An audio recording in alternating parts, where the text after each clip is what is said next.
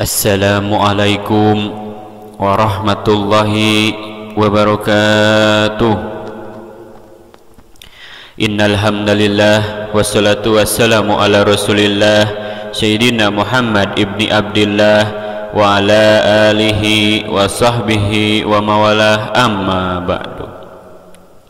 Hadirin anu dipika hormat, para alim ulama, para juama, para hujajul ustad miwah ustadah anu kupribados dipika hormat, anu insyaallah ku Allah dimuliakeun.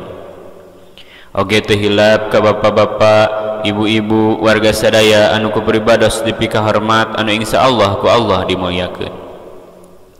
Tina sabadana sim kuring nyanggakeun tahiyatul islamiyah anu jadi kahormatan puji miwah syukur urang sanggakeun ka Allah Subhanahu wa taala anu alhamdulillah kalayan takdir ti mantena urang sadaya tiasa riung mumpulung patepung lawung patepang wajah dina tempat anu ieu barokah. Anu mudah-mudahan ieu riungan teh sing ngajantenkeun hiji wasilah ngengengkeun syafaatul udma dina poe kiamah. Amin ya Allah ya rabbal alamin.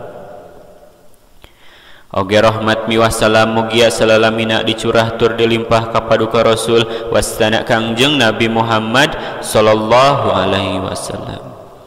Tehirap ka para keluargana, sahabatna, tabiina, oge mudah-mudahan eta rahmat teh dugi ka urang sadaya. Amin ya Allah ya rabbal alamin.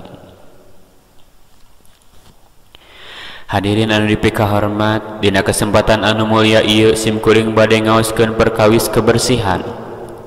Naon margina sabab saur Kangjeng Rasul aturu syatrul iman, anu artina kebersihan teh sebagian iman. Sok loba di zaman ayeuna anu ngalaorakeun kana kebersihan, padahal pamarentah ge tos ngawanti-wanti buanglah sampah pada tempatnya, bahkan urang geus apal pisan kana kecap eta. Tapi sok loba anu hare-hare micin sampah disolokan atuh puguh solokan teh jadi menet nya pas datang hujan teh jadi banjir. Tadi geus banjir sih disalahkeun, lain introspeksi diri.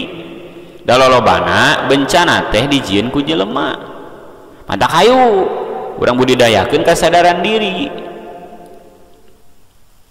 dina diri urang tentang kebersihan.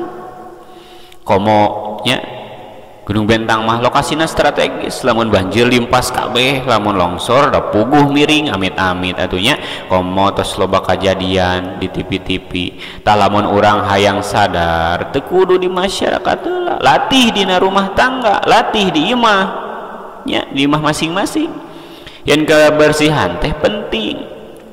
Ning ibu-ibu osok sasapu di imah, sok ngepel di imah. Tah eta teh hiji kesadaran bahwa urang teh kudu bersih imah teh. Sareng eta teh tos ngamalkeun hadis nu nembe. Ibu-ibu boh pemudi ulah ngarumasakeun asa jadi pembantu. Pagawean ngepel, pagawean sasapu asa jadi pembantu. Sigana teh kahayangna teh ngarumpi, shopping. Sanes kitu. Kan saur nembe ge eta teh ciri urang teh iman, lamun urang osok bebersih. Jadi hilangkan pikiran asa jadi pembantu. Pembantu kumah ada di imah sorangannya. Latih diri supaya terbiasa. Dan berpikiran gitu mah terbiasa bersih. Eta teh ngadeuel. Jadi pikiran kitu. Dalamun bersih mah genah atuh. Ka urangna ge hidup jadi sehat, jauh tina sagala rupa penyakit, kuman penyakitnya.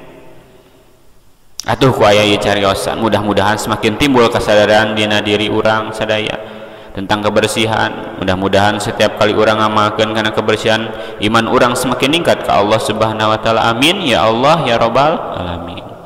Hadirin anu dipika hormat muaseur anu dicarios di sim kuring di alap cekap, kirang langkungna ulah kirang-kirang hapunten. Wassalamualaikum warahmatullahi wabarakatuh.